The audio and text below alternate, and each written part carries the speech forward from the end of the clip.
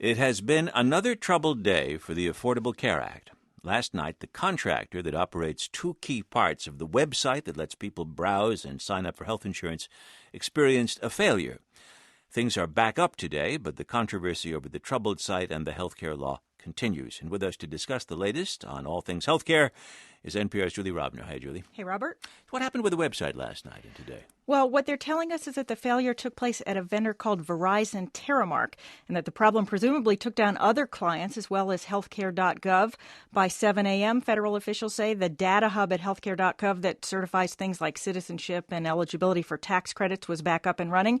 And by mid-afternoon today, the rest of the website was back up and running as well, they said. We don't know how many people tried and failed to get on yesterday and today while things were not quite running as well.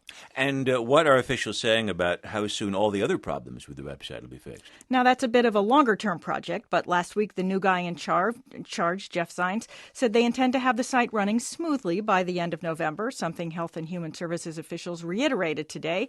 And it does seem that while things are not quite fixed yet, the website's performance is getting incrementally better by the day. Let's move on to another issue apart from the problems just with the website. We're also hearing a lot more now about people getting notices that their health insurance is being canceled. What's this about? Well, first of all, we're only talking here about people in the individual insurance market, those who buy their own insurance.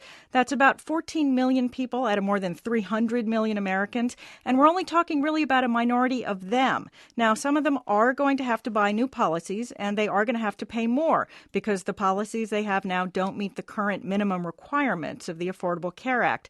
But at the same time, there are other people in the individual market who are going to get new policies who are going to pay less because they'll no longer be paying extra because they're women or older or have pre-existing medical conditions. But this is a problem of substance of the Affordable Care Act, not just the procedure of getting online. It could conceivably be as big a political problem down the road. That's right, it could. It certainly looks like the next big political issue. The fact is, one of the biggest things the Affordable Care Act does is remake the market for individually purchased policies. And that is going to cause some dislocation for people in that market now. And it's going to create winners and losers, and mostly it's losers who complain the loudest.